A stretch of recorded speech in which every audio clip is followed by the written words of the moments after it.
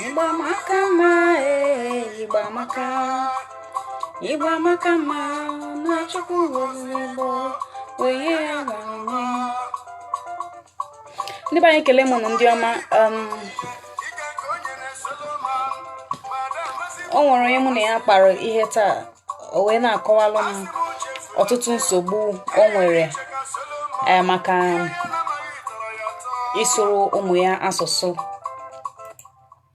M wee sị na ihe a dịkwa na ezigbo mkpa na ọ ga-adị mma na anyị tinye ya ọnụ, ọtụtụ n'ime anyị tinye ya ọnụ, ka anyị nwee ike wee tinye ọnụ n'ihe gbasara ụmụaka anyị mụrụ, ọkacha ndị nke a mụrụ n'ala Igbo anaghị asụ asụsụ anyị.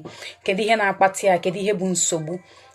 So what we are talking about now is the challenges we have, challenges about having our children speak our indigenous language and ways to tackle it. So perhaps there are a lot of, challenges that are, will I say, excusable? I don't know what to say about it, but perhaps there are a lot of real challenges that people face in terms of having their children speak their language. So let us talk about it, because most often you hear people talking about these challenges, and some you will hear and you would want to feel for them, and some you would hear and you would want to blame them. So so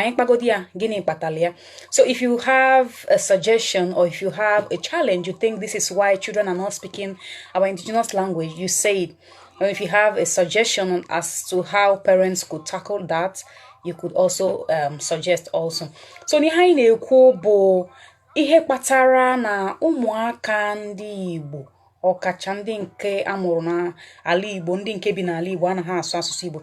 Kedu ihe na-akpata ụdịrị ha? O nwere ọtụtụ ndị mmadụ sịrị na o nwere ihe na-akpata ya, ọtụtụ nsogbu ma ọ bụ ọtụtụ ihe mkpọbi ụkwụ ha na-enwe kpatara na ụmụ ha anaghị asụ asụsụ Igbo. Ụfọdụ si na maka ọrụ, maka na unu amago na mgbe gboo, ọ na-abụ nna agaba ọrụ, nwaanyị anọrọ n'ụlọ, ọkụ ya, na-elekọta ụmụaka. Mgbe ahụ kwa a na-enwe ihe dịka nne maọbụ nna maọbụ nna ịbịa n'ụlọ wee nọnyere ụmụaka. Mgbe ha na-enwekwa ihe dịka ụmụ nwanne enweghị ihe a ga-eme, nwere ohere, abịakwa nọnyere ụmụaka. Mana kịta onye ọbụla nwere nke ọ na-eme. Nne na-arụ ọrụ, nna na-arụ ọrụ, ụmụ nwanne na-arụ ọrụ, nne na-arụ ọrụ, nna na-arụ. Onye ọbụla nwe ozi ebe ohere dị. Ịhụ na oge ndị nne na nna na-enwe ha na ụmụ ha ịnọ na-epezi mpe, ọ na-adịzi nwantị. O wee bụrụ otu ihe mkpọbi ụkwụ, nne na nna na-enwe n'ihe gbasara inyere ụmụ ha aka ka ha na-asụ asụsụ Igbo. Ya bụ na ebe ụdịrị ha dị, ebe nne na nna nwere nsogbu abụghị n'aka ha ka o si, maka inyere ụmụ ha aka ịsụ asụsụ. Kedu ihe a ga-eme ya dịka onye Igbo?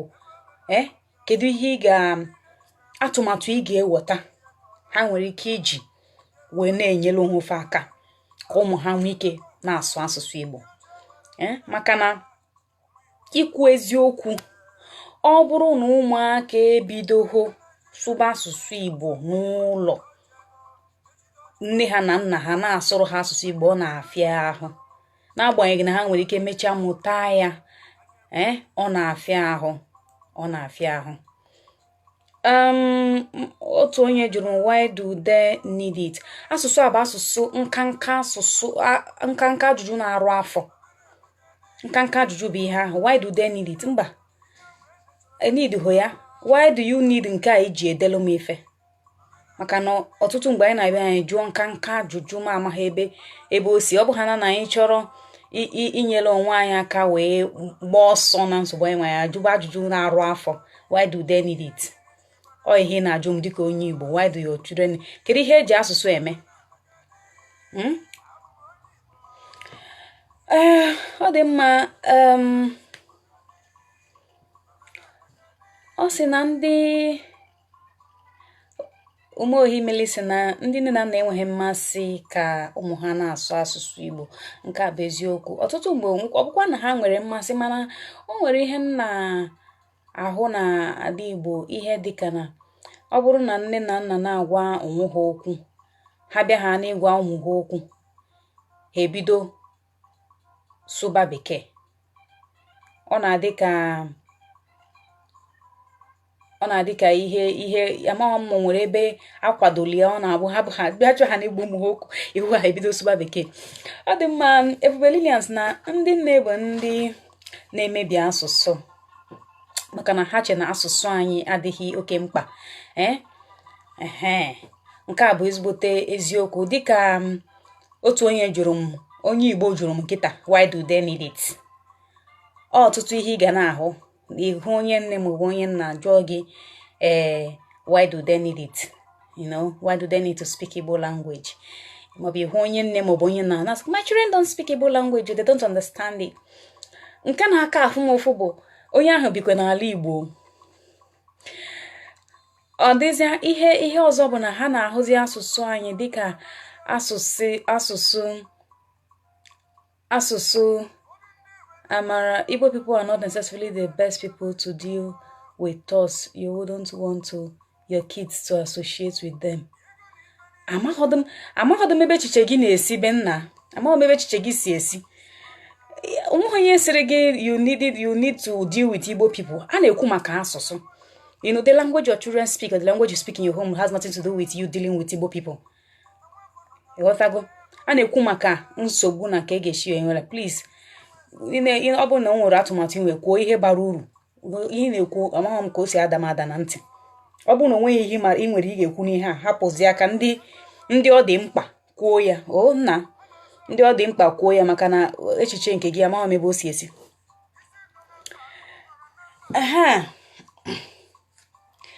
Nna m ekwelu m aka gwụ ya na ọ ka na-edekwa nka ihe ọ na-ede. Joseph Nnachi, kpachala anya gị jiri nnọọ nwayọọ ga-arahụ ụra na ọ bụ na ị nweghị ezigbo ihe ị ga-ekwu. Maka na ịma na ihe ọbụla gbasara asụsụ Igbo nhụ ha na onye na-abịa ikwu nka okwu mụ na onye ahụ na-esi ezigbo okwu. It is not a right question. English is borrowed language. Igbo amaka, it's our first language. Atụpụrụ ya ọnụ nna. N'ezie mmadụ atụpụrụ ya ọnụ. Joseph Nnachi chọrọ nnọọ ịrapụtaba okwu n'ọnụ. Ọ chọrọ ka ntinye aka n'ihe a wee nụsa ya ezigbo ọgụ. Derek, this has been something I've been thinking about for a while. So ihe anyị na-ekwu bụ gịnị bụ nsogbu? Kedu ihe bụ nsogbu? Enwere ọtụtụ nsogbu. Ka anyị gbuo nwaanyị eziokwu, enwere ọtụtụ nsogbu.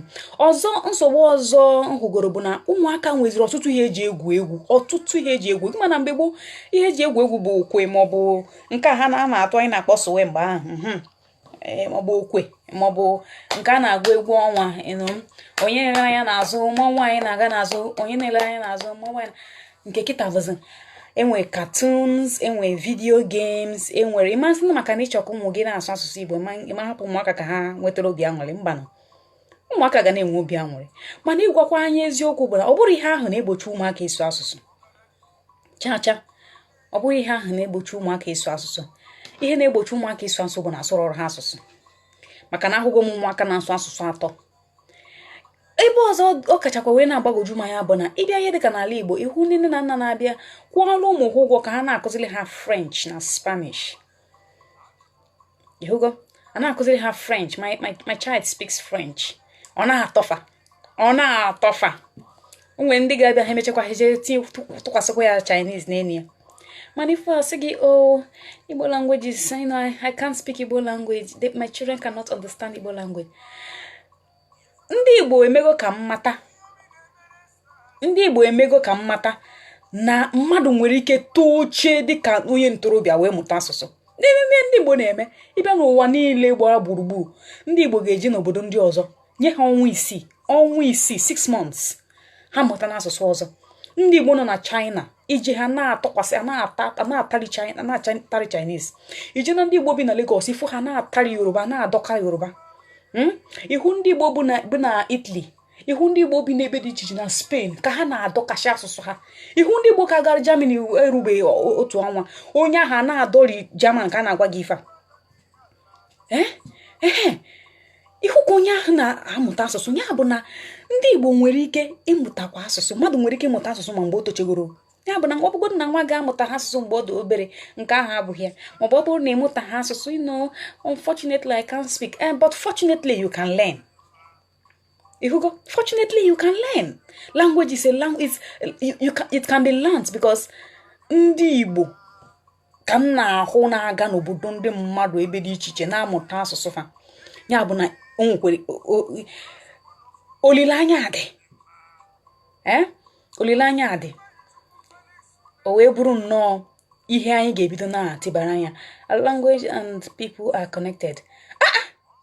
Nachi ọ dịkwa ka ị ṅụrụ mmiri wee nachite ịbịaziri wee na-akọwala anyị ihe bụ language. Eche m isi, why do they need it? And our children do not need hapụ na ihe a ọsọsọ na ihe gbasara anyị ka anyị na-abịa na-atinye. A sị na ihe onye amaghị anaghị amị ya, na-atinye anya onye suzi asụsụ ọrịza ka o nwere ka ọ bụ na ọ na-agọ mmụọ, ma na o nwere ike amaghị m ka anyị si echebe echiche oge ụfọdụ, amaghị m ebe echiche anyị na-esigbo oge ụfọdụ. Mana ihe na-eme ka nghọta bụ na ihe a niile na-abụkarị ihe mmadụ jiri aka ya wee, maọbụ ndị ijegide ụka jefee, nke bụ na ị na-ahụtazi ma onwe gị dịka njọ.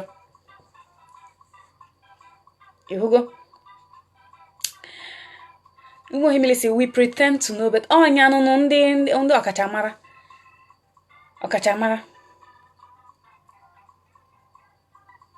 ndị ọkachamara. Nwatakịrị nwere ike na-asụ asụsụ bekee. Ana m asụkwa n'asụsụ bekee.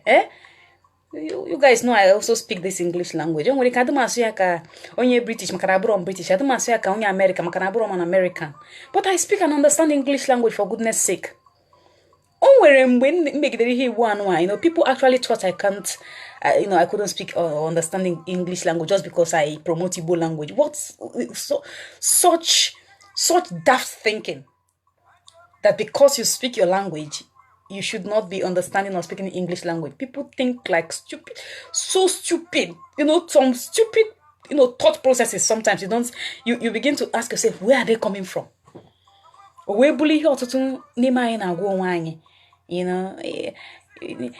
when my child starts speaking Igbo language, he will be confused. She will be confused. They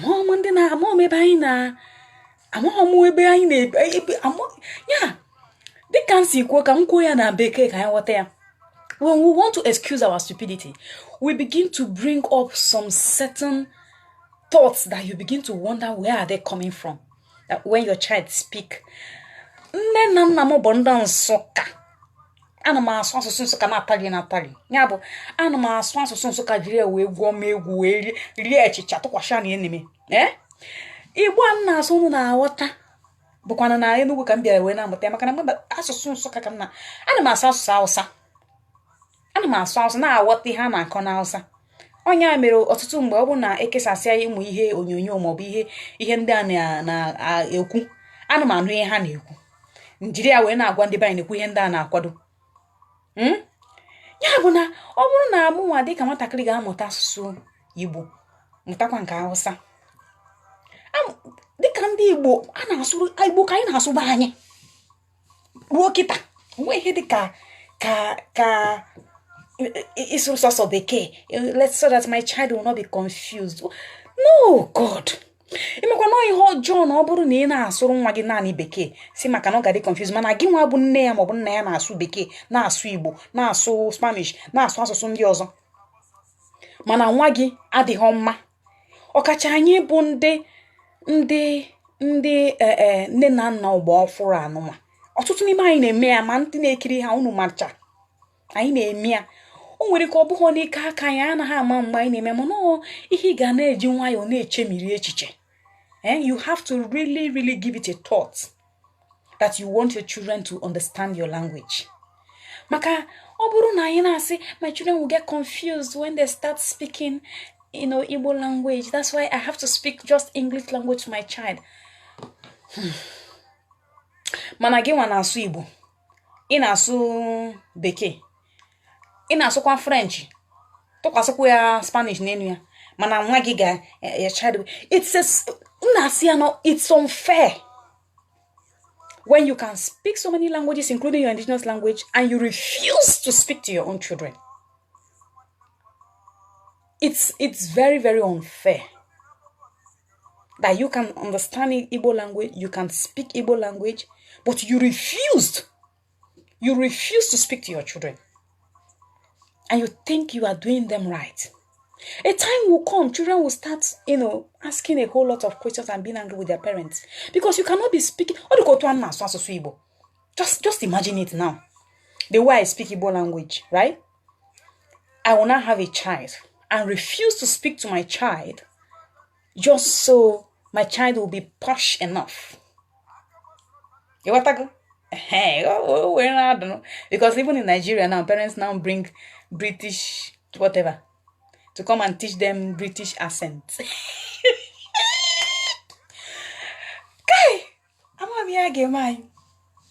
So we have some challenges, yes.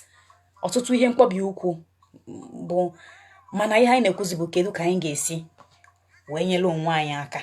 Kedu ka anyị ga-esi wee nyere onwe anyị aka. Please be making videos like this, thank you.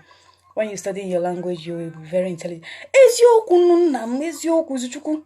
Eze m ihe kwuru bụ eziokwu. Maka na o nwere ọtụtụ ihe mmadụ ga-agwa m. A lot of people say I think like I behave like an old woman. I think like I'm just a baby, small girl. My closest friends, people who are very close to me will understand that. They know that I can be very, very childish.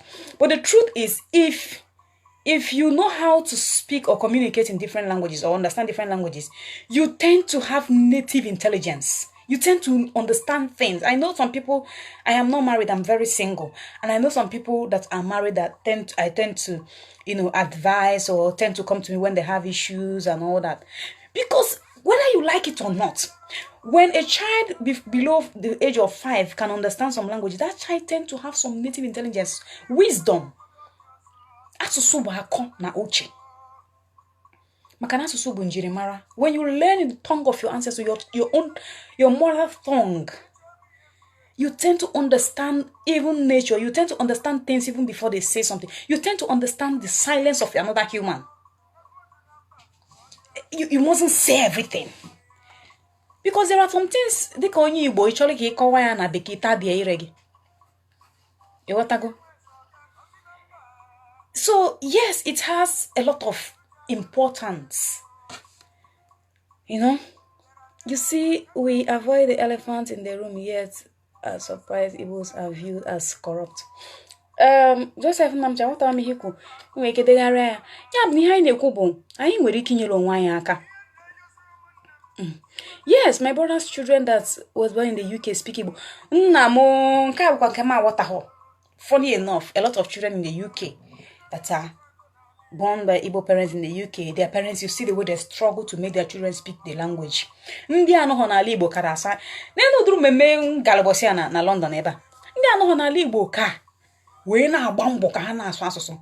Ndị nọzi n'ala Igbo. Onye nọ n'ala Igbo, nwatakịrị m nọ n'ala Igbo, ojenube Kogi nke o ji eje Lagos, nke o ji eje Abuja, onwenube ebe o jere. Mana Chichi bịa onenene gị. Chichi come ọgba kekekekeke. Kedu ka ị mere? O mepecha anya nenene gị. How are you? I am fine. Maka gịnị?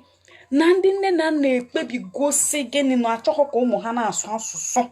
Mana gị nwa ga na-asụ. Ọgwụkwa ihe ọjọọ. Ọgwụkwa ihe ọjọọ. Ọdụghọkwa mma. Mana ihe anyị na-ekwu kịta bụ kedu ka anyị ga-esi na-eme ya? Kedu ka anyị ga-esi na-eme ya? Kedu ka anyị ga-esi na-eme ya? Otu n'ime ya bụ unu mana o nwere ihe nke mkpọrọ amezumezu anyị na-achọ ibido. Ihe na-emekwa n'ihe a bụ ka ngosikwa ndị nne na nna ọ bụghị naanị ma ọ bụrụ ọrụ otu onye, ngosikwa ndị nne na nna ka ha nwere ike isi na-eme. Children love to learn in an atmosphere of play. Dịka onye kụzigoro ụmụaka, have taught children in nursery schools and have done children media programs. Ya bụ na ịchọrọ ka ụmụ gị na-amụta asụsụ Igbo, don't make the language become a job, like it's a lesson they have to learn. No, it should be an everyday something. You can start by, I advise some parents to craft something, an art or a paper or whatever. There, Igbo home oba ụlọ Igbo. Ụlọ Igbo. I nwere ike tinyekwo ya de ya mezumezu otu anse de nke m. I mara na mgbe ọbụla ị batara n'asụsụ Igbo, ụmụaka ọ na-adịba ha ụtọ ịmụta ihe. Hapụ ihe ahụ a na-ekwu. Ụmụta is difficult for them. Nwa difficult ọ dị. Ọ bụrụ na ịkụziri ha ma mmụta. Ịkụziri ụmụaka ha na children are just there to learn. Stop depriving them of what you have to give them as their parents. Ya bụ, ọ bụrụ na ị chọrọ ka nwa gị na-asụ asụsụ, ihe dịka egwu be anyị na-atinyere faka, ọ na-adịfa mma. Ya bụ na mgbe ọbụla jazz, mgbe she tieziri Osadebe, oh mom, I don't like this, can you just please remove it? Yes, they have the rights. Children have their own rights too. You cannot be playing jazz and Celine Dion every day, and all of a sudden you want them to start liking Osadebe. Mbano. Tinyelu fa ụmụ egwu, o nwere ọtụtụ egwu nke eji olu ụmụaka wee gụọ ọbụna Igbo. Aga m asụkwa Igbo, Igbo maka asụsụ ala nna m. Aga m asụkwa Igbo, ụmụ Igbo tinye asụsụ ajịrị m. Ụmụaka, olu ụmụaka ka eji wee gụọ ya. Tinyelu ya ụmụ gị ka ha na-agbakọrịta na-enwe obi aṅụrị. Because when you make it an atmosphere of play, children learn.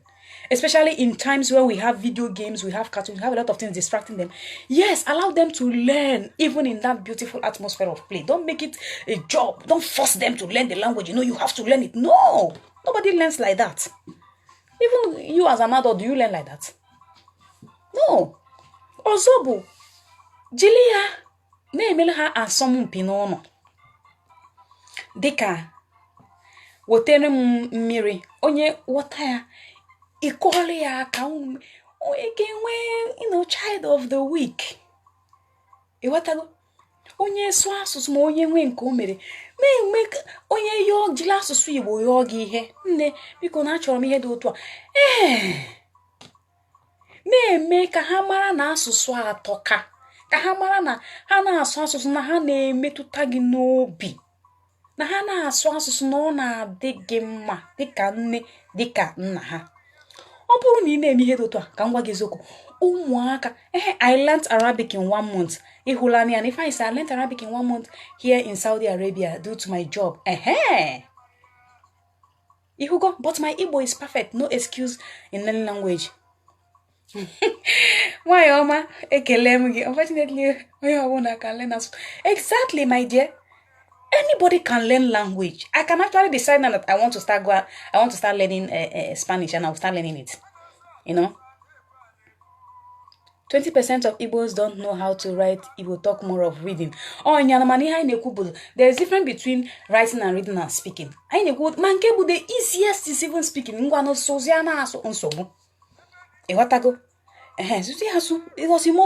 it's just like speaking English. You mustn't even write, but to speak first. When you know how to speak it, you tend to learn how to, writing. Because a child begins to speak before the child learns how to write. So you speak first. What actually gonna good morning, daddy, mama, papa, tata, this. You speak. In the olden days, most of our songs and everything is oral. So the oral rendition before you even go to writing, that is now the technical aspect of it. But now speak.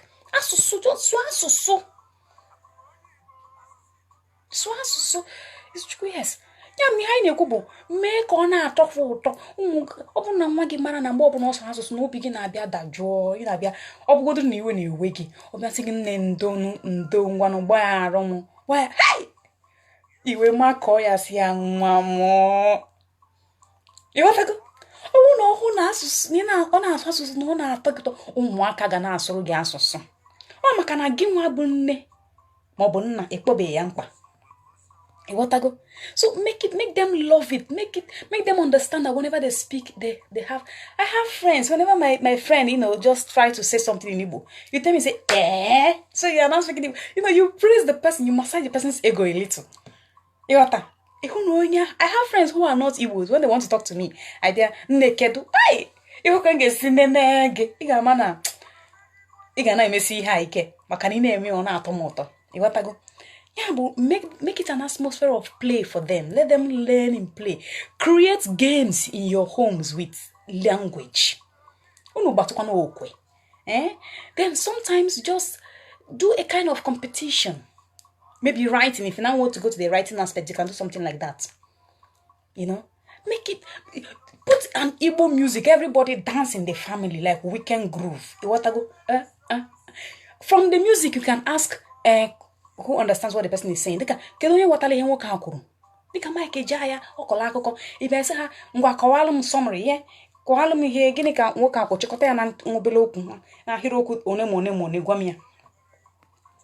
When you make an effort, you know, so that your children could speak, they would learn it. It's not, rocket science. Rocket science. Make them learn. When I was doing the language program, you know, Igbo language program, you know, Mwakabo, Ipito Hanime program, you know, Auntie Kamkoya, Auntie Mu, Agameko, or Webrugini. Makani mego ya ha wata na obo na ha so no bi na atọfoto obi na atọ gi gunwoto inwere onyinye ga enye ha nwere ko buru no ola aka osucha so igotele ya ihe dị otu a tinyeli o ana m ekwu maka ụmụaka anaghị asụsụ Igbo mana nne nke na-asụ suru gaba eje na inogide isi ọzọ na-agbali m obi bụ you know, you speak Igbo with an Igbo you speak English with an Igbo accent.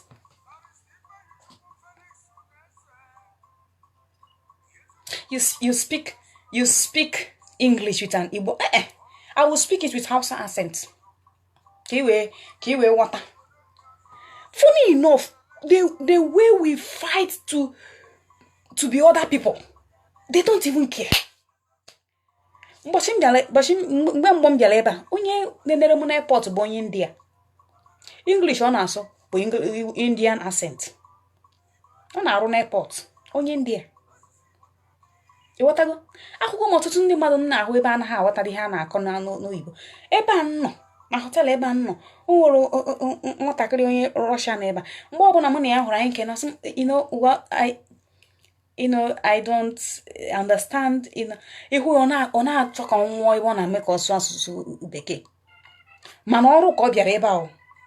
Ọrụ a na-akwụ ya ezigbo ụgwọ. Ihugo? Yeah, but you don't need to make it look so huge. Just speak it. Just speak to your children. Subalu ha asụsụ Igbo. Subalu ha asụsụ Igbo. Nwe ihe dị na ya. Ọ bụgodu na ihe togo ha na-amụta bido kita onwe ihe oge megi. You know, yes, our ancestors kept many information in our language. Eziokwu. Ọ bụrụ na ị na-aghọta ilu Igbo, ị ga-ahụ na n'ilu nna m ji hapụ maka ị ga-ahụ na ilu Igbo onweghị ụdịrị ihe na-eme kịta atinyeghị n'ilu Igbo. You know, asụsụ anyị bụ mbido onye asụsụ anyị bụ mbido onye Igbo ọbụla. Ana m eche mgbe m ga-adị ime. Onye mere m na-asị na di m na-abịa ka na-eche kemgbe ụwa. Ya, otu onye n'ime unu mụbara m aka maka ịma ya ụra. Ihe o ji hapụrụ m wee chegide ya cheruo ya kịta. Maka na ịdị ime na nwa ga-abụ nnọọ ịdị ime nọkọta ya gbakọrị na-egosi ya nne nwa m na-anụkwa ife m na-ekwu ị na-anụkwa egwu nna ya anyị na-ahụkwa ka nna ayọrị ya bụ egwu ị na-agbali egwu nwatakịrị na-enwe obi aṅụrị. Ana m eche mgbe ahụ maka na hey egwu ọnwa anyị ga na-agụ mgbe ọ ka nọ n'afọ. Bido mgbe nwa gị nọ n'afọ sụbali ya asụsụ. Bido mgbe nwa gị nọ n'afọ. I'll suggest African Magic Igbo. Nna tụọzili ọ dị mma. Ana m akwado ama ezumezu aga m ebido ya n'Enugu maka na Enugu ka m bi. A ga-ebido ya n'Enugu ebe ụmụaka ga na-abịa na-anọkọrịta na-asụ asụsụ Igbo na-amụtakwa n'asụsụ Igbo na-enwe obi aṅụrị n'Igbo. Na-enwe obi Chukwu agọzie si wena my come ihe m na ọkwa m kwa ndị apụ m aka ma na-ataba onwere unu dowere m. Ọ bụ na onwekwe nke dị ma na-ataba. Nna m dị edesi kudosi ya mara she really doing great. Nna deme Deme ekene m gị.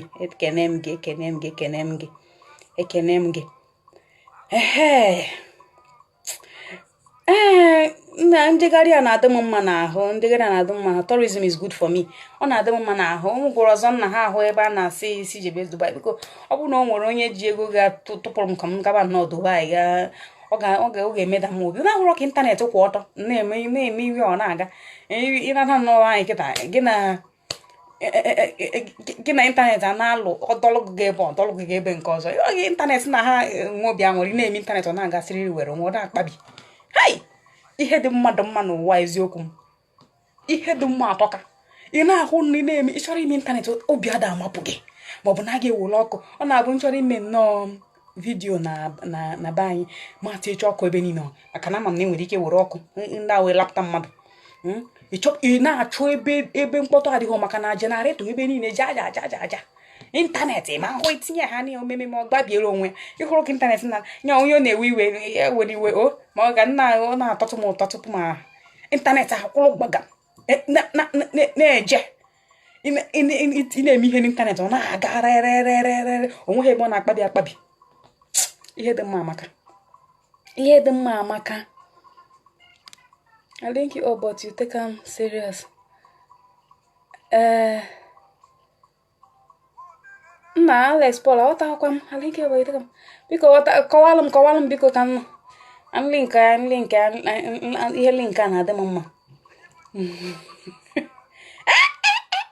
Sonny the tourist achọrọ m ịnụ gị ịchọrọ ịnụ m n'aha oyibo bedogod mit iza aha Igbo onye na-aza aha oyibo ọtụrụ ịbụrụ onye Yoruba ịzaba aha Yoruba ka m mara ebe nkwa akwụ nke bụ Sonny the tourist chọrọ ịnụ m nna bụrụ na Igbo onye Igbo zaa afọ Igbo bịaba ka anyị na-alụkọ ife ịbịa ka anyị kpaa ya ọfụma di ya achọkwana m ịnụ ya ka m nwee ike meze Emmanuel Ogenizi chọọ ka nnụọ dị na anọrọ nwayọ anụ ọnụ dị maka na nwa ana m eche ka nwa ahụ bịa wee na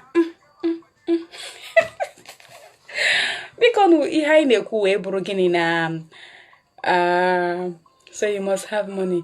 Amara is an Igbo woman na ego dị m ezigbo mkpa ego dị m ihunu mgbe ọbụla mmadụ na akaụntụ m nne ya oneme amaghị m ụdịrị ebie nka ya na ihe anyị na-ekwu bụ na ọ dị ezigbo mkpa na dịka nne dịka nna na-aghọta asụsụ Igbo na-asụ asụsụ Igbo na ọ bụ ihe ọjọọ na ọ bụrụ na isiza na ịmasụrụ ụmụ gị asụsụ Igbo mana ị na-aghọta ya na-asụ ya ọ dịghị iche na ọ dị mma mana ọ dịghị mma oge ga-abịa mgbe ụmụ gị ga-etocha wee na-ajụ gị ajụjụ ya bụ na ọ bụgodu na ha anaghị asụ ọ bụrụ na ha etosigo oge a sị na mgbe onye tetara bụ ụtụtụ ya oge agabe maka na dịka onye toro eto ị ga-ahụ ndị ntorobịa ma ndị kachagolu ha gaa n'obodo ndị ọzọ ha amụta asụsụ ya bụ na asụsụ a na-amụta asụsụ amụta ị nwekwara ike bido kịta nyelụfe aka ka ha mụta ya ọ bụrụ ihe ọjọọ ka ọ bụ ịghọtago ndị bekee sụrụ asụsụ sụ de mọ de meria a na-amụtakwa n'asụsụ adịgasị na-asụ bekee sụọ Igbo sụọ nke ọzọ sụọ dịkwa n'ụtọ onweghị onye ahụnube m ndị a na-akpọ polyglot ahụnube m onye na-asụ ọtụtụ asụsụ ọ dịghị mma n'ahụ onye ọbụla na-asụ ọtụtụ asụsụ ị na-ahụ ya ọ na-aga aka ya ekodo n'elu maka na ọ ihe ọma ka ọ bụ ị ga-ahụkọ n'ebe ndị a ga na-ewe ọrụ asị social language additional ugbu a da asụsụkwa gị na-asụ English ya na-asụsụ gị bụ how many languages do you speak or what are the languages you speak idepụtacha ha ya bụ na a na-enede anya na ị ga na-ama abụọ maọbụ atọ dịka onye togoro dịka kịta nwebere nke international m mụtara mana nke anyị abụrụzi international Igbo Hausa na bekee ka nka na ji wee jide n'aka ihe na-agọzi mgbe ịtụkwasị ya Spanish maka na asụsụ ha ọtọka n'ihe gbasara ihe ịhụnanya ịma asụsụ Spanish dị ụtọ ya na Italian iwụta ha n'ihe love wee wuru Spanish wee tụkwasị ya onye a ka nna ha eme ka mbido mụtawa kịta mana asụsụ Igbo ana m eche mgbe nwoke ahụ ga-abịa ka m wee gosi ya ka eji asụsụ Igbo meda mmadụ obi ịmara ihe a na-akpọ di m ọma chimo di m ọma mba ka anyị ghara ịga o nwere ike echi ya eme nke ahụ aha ịhụnanya eji asụsụ Igbo wee na-esipụta anyị ga-eme nke ahụ echi ka hapụ unu ka anyị rahụ ụra maka na chi ejiela ọtụtụ ndị mmadụ nọzi na nnukwute chi ojiji maka ndị Amerịka bụ ihe nwere ike ọ bụrụ mgbede ha kịta mana ebe a nọ ma Naịjirịa mee ya ọtụtụ ebe dị iche iche ezigbote chi ejiela ya bụ na ana m ekene unu ndị nke na-agba mbọ na-ahụ na anyị na-akwalite asụsụ Igbo ebe ọbụla anyị nọ. Ihe anyị nọ na ya wee bụrụ njem ịkwalite asụsụ Igbo ebe ọbụla ị nọ. Njem ịkwalite asụsụ Igbo ọ ga-atọ ụtọ ma ndị Igbo na-ede ejiji ebe niile ha nọ. Ekenekwa m unu, ndewonu. Aga m ewepụtakwa ohere wee gụpụtacha ihe onye ọbụla dere nzakwa nke m ga-azanwu. Ekele m unu ndị ọma, ndị ọma, ndị ọma, ndị ọma. Abalị ọma no.